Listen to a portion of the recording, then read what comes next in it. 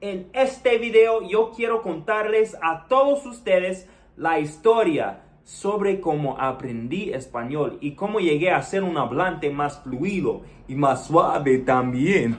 Vamos, vamos, vamos. Okay, so you probably hear that. Y'all hear that sound outside? So right now I'm currently living in Colombia. I moved here about 5 months ago, but we'll get to that. We'll get to that later. So you guys are probably here because you want to learn Spanish. Good, because you're in the perfect place, I promise you. The story that I tell you guys is all real, no fake. I didn't go to school to learn Spanish, and I'm not knocking down. I'm not talking bad about going to school, because I think that's super important. Knowledge is power. But anyways, so everybody's asking me, yo, how did you learn Spanish? How do you manage the language so well? And that's what this video is about today. And I'm gonna point out some key things that'll help you get to the next level in your Spanish journey and also surpass where I am. So first things first. So long story short, I lost my job. I was a general contractor I was working in multiple states in the United States, traveling on the road, and I lost my job. So I had to move back to my apartment that I had in Texas. And I needed a job. I didn't have a car, or my car broke down actually, so I was on my feet. The closest thing that was to me and that was hiring was Home Depot. So I got a job at Home Depot. Now, if anybody lives in the Dallas area or just Texas period, you know the Spanish culture is strong. I mean, you have people from all over the world. You have people from Mexico, of course, because Texas and Mexico borders each other. You got people from El Salvador, Honduras. You got people from everywhere. De todos lados, no? So I get to Texas. I get to Home Depot, right? And I'm asking myself every day, and this is a real thing, why am I here? Because I'm a person of purpose. Like wherever I am, I know there has to be a purpose for me there. Situations happen to you and you don't know where you are or the reason why you're in the place that you are. A lot of times we have to do a lot of soul searching, man. We have to be conscious. I pray, man. I'm like, okay, why am I in this spot that I'm in right now? Why? And every day I was focusing on what my purpose was. And then one day it just hit me. I'm like, everybody in here is speaking Spanish. Why don't I learn a new language? Why not?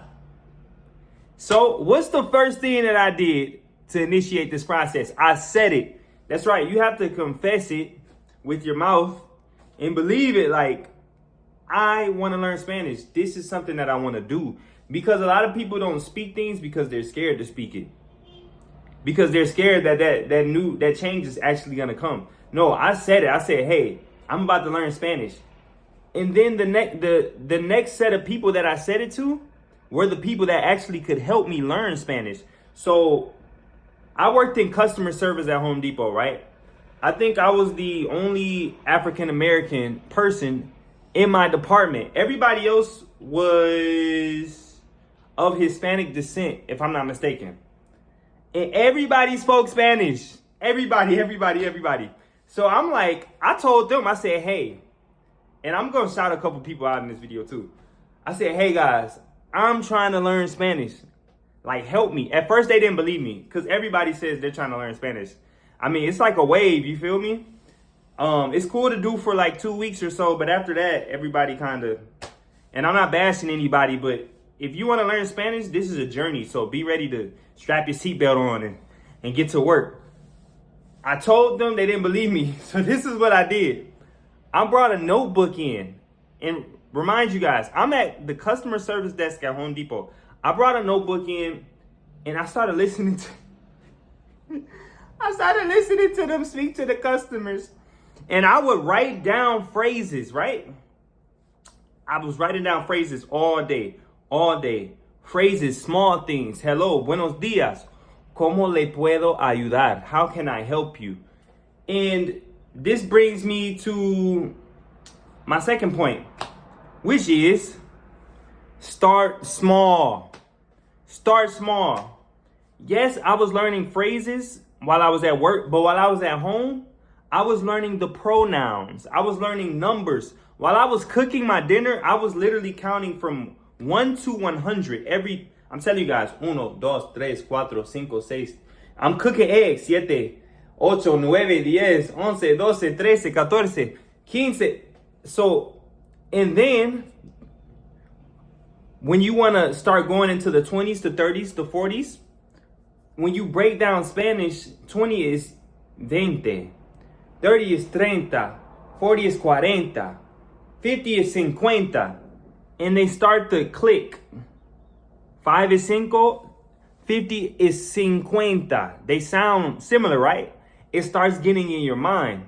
So, I'm just gonna keep going. I'm just giving you guys a story because now I'm getting into teacher mode, but I want to give you guys key points so you guys can take this with you.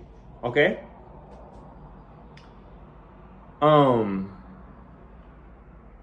So start small, guys. Learn the pronouns. This is where a lot of people mess up at.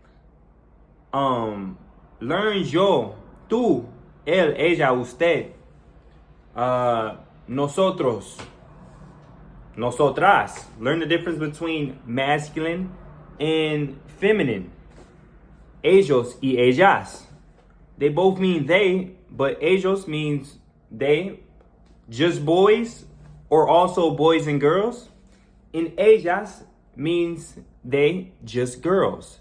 So if you're just talking about a group of girls, it's gonna be feminine. So a lot of people will ask me, hey, can you show me how to say this phrase in Spanish? But I tell them, no, you should learn the pronouns first, because they'll ask me how to say, do you go to church on Sundays? And I'll say, well, it depends. Because there's actually, depending on what country you're in, there could be 3 ways of saying you. You could say, tú vas a la iglesia en los domingos? Or you could say, usted va a la iglesia en los domingos? They both mean you. You follow me? Usted y tú, they mean you, but usted is the how you say it? Usted is a more formal way. Okay, yes. Usted is a formal way of talking to somebody. If I'm talking to my grandmother, I say usted. If I'm talking to somebody elder on the street, I'm gonna use usted. Usted va a la iglesia en los domingos? That's a question I'm saying to her. But if I'm talking to my friend, somebody that I know very well, I don't have to use that formal way of speaking. I would say, tú vas a la iglesia en los domingos? It's a difference. So you have to learn the pronouns. Start small. What else? Actually, I wrote down some points for you guys. And like I said, vos también. Vos. I got here to Colombia. I never used the word vos in the United States, but they use vos here. That means you as well. So as you can see, the pronouns are super important. And if you're going to be using your Spanish in Mexico, then they're not going to use vos like that. They don't use vos so much in Puerto Rico, if I'm not mistaken. But here in Colombia, they use vos. And in Spain as well. But, okay. We're going to fast forward. The third step. The next step. You have to adjust your ear. I want you guys listening to Spanish conversations. If you don't have anybody around you, go on Duolingo. Listen to the podcast. Go on YouTube. Listen to everyday conversations. There's so many videos. There's so many platforms for you guys to use out here. So it's really not an excuse of I don't have anything I don't have anything to help me. No, there's many things. I did so much stuff. Before I even understood what they were saying, I was listening. So let me get back to my story. I'm in Home Depot, and every day I'm listening to everybody's conversation. I'm eavesdropping.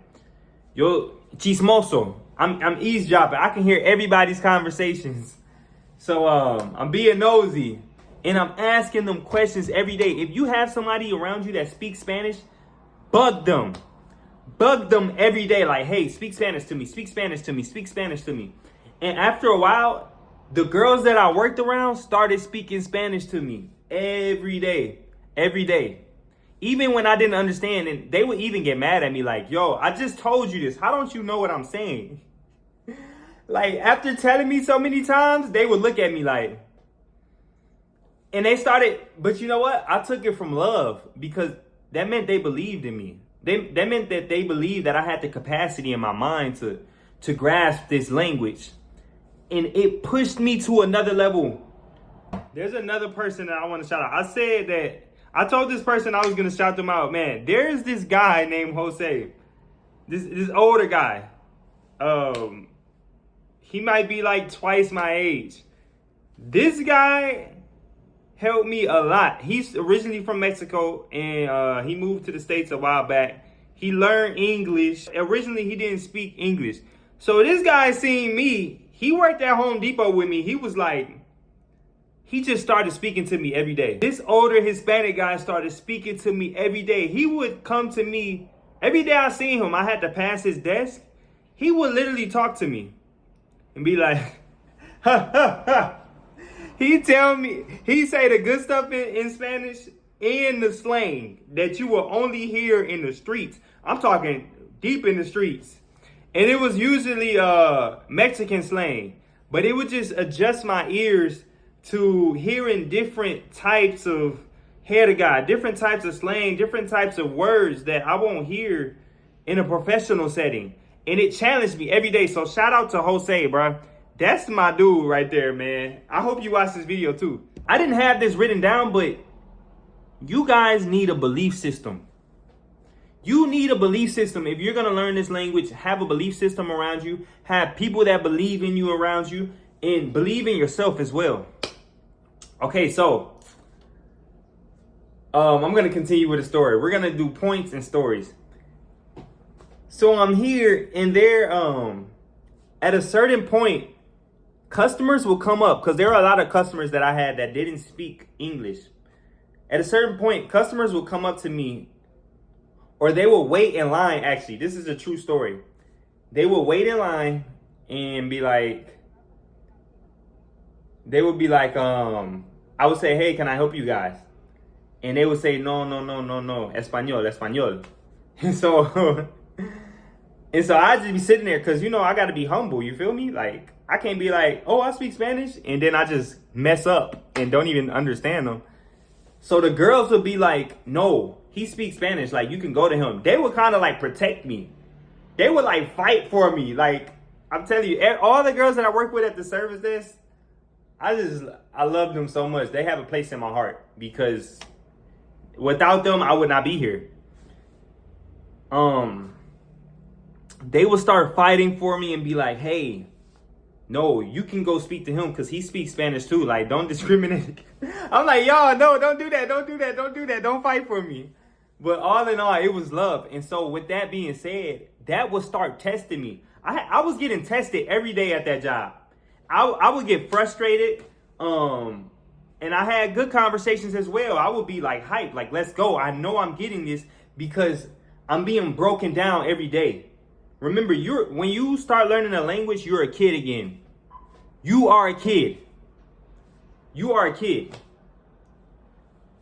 And you have to relearn everything. And how do kids learn? By making mistakes. So, after about, I'll say 6 months in the pit, I'm going to call it the pit. After about 6 months in the pit of Spanish, I started becoming fluent. I started saying these things more fluently. I started understanding these phrases, you know. I started understanding why Spanish is spoken the way it is. Why do they talk, quote unquote, backwards in comparison to how we talk in English? And this is the most important part of the video. This is what elevated me from about a 3, from a 1 out of a 10 in my Spanish. This elevated me from a 3 to about a 6.5. And that's a big jump. And like I said, I'm being honest with you guys. I took 30 days, so I took a month. And I would write a letter to myself every morning and every night. I would write half a page of a notebook, right? I would write a letter to myself. First thing I did when I woke up. And it would be half a page. I would write, good morning. My name is such and such and such. Today is August 4th. And I woke up very tired. Today I have to go to work at 6 a.m. And I leave work at whatever time I was going to have to leave work. And if I didn't know certain words, I would use my phone to translate it. And I would write these things every day, day after day after day, 2 letters a day. And at night, I would just explain how my day went. Just imagine, after writing the same phrases day after day after day, they're going to start sticking to you. Okay, so I did that for 30 days. But this is the kicker. After those 30 days, I went back and tried to translate those letters back into English without using my translator. I'm still at Home Depot at this point.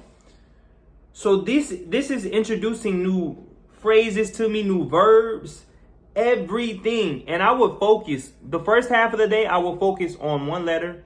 In the second half of the day, I will focus on the letter that I wrote at night for that day. I hope you guys are following me. So Spanish, this is where I got a lot of my verbs from. You have to know verbs when you're learning Spanish. Verbs is like the breath of Spanish for me. Verbs are the breath. Caminar, comer, platicar, trabajar, chambear, si quieres la jerga. Chambear means to work. Or camellar. I think camellar aquí in Colombia means to work as well.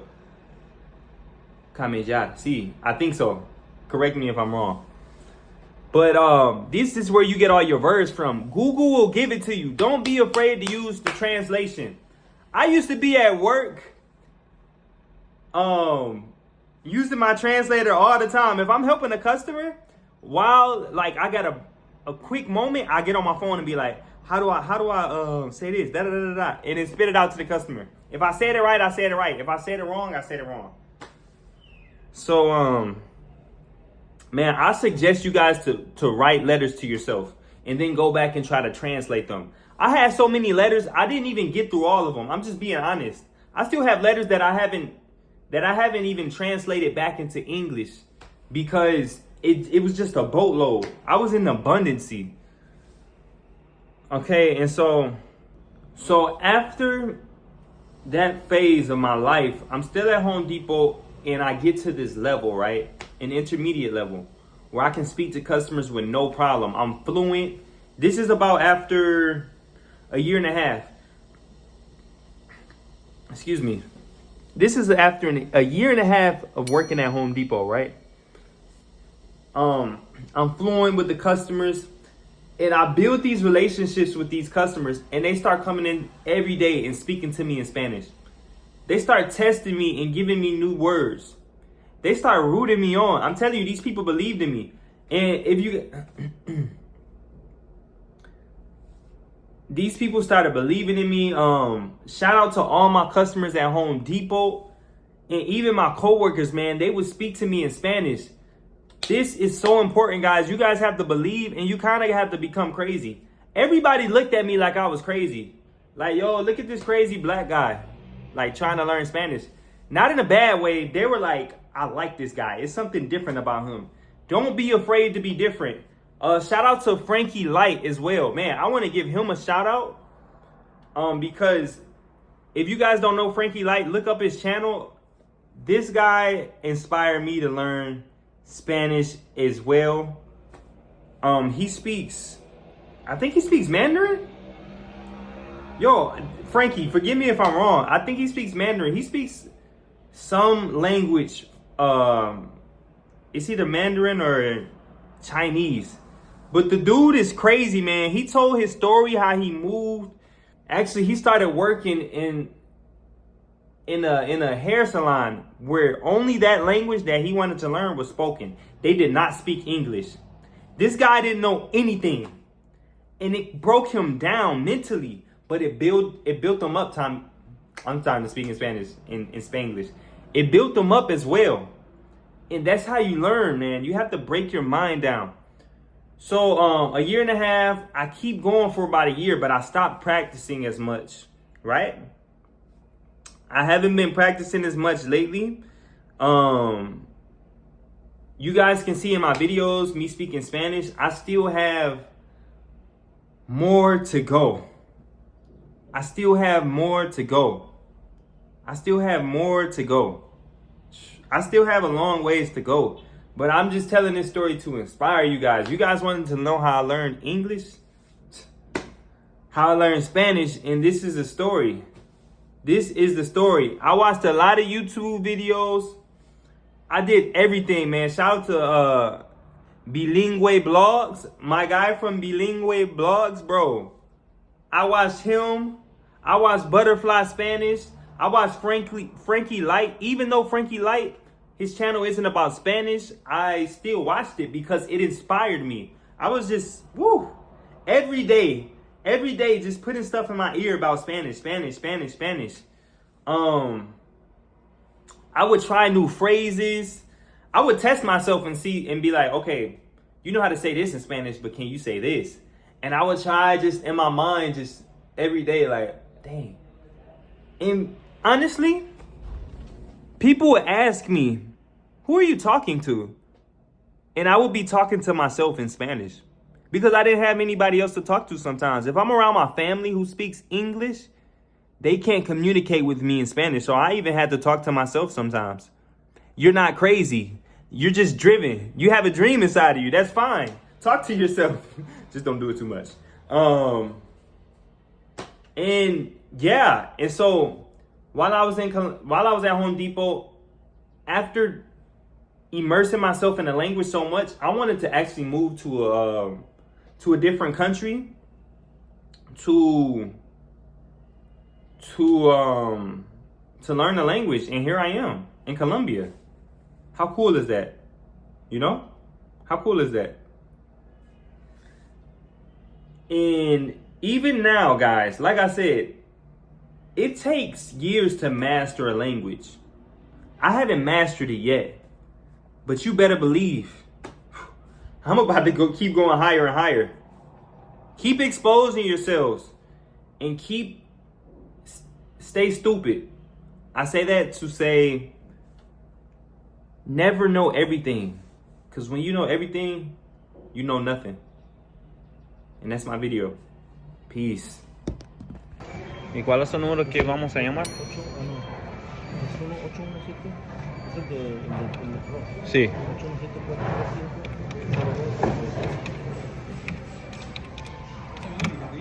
A las 6, señor.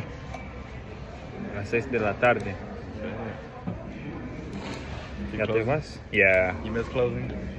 Yeah, actually, yeah. ¿El nombre del trabajo? ¿El nombre del trabajo? Duncanville. Y usted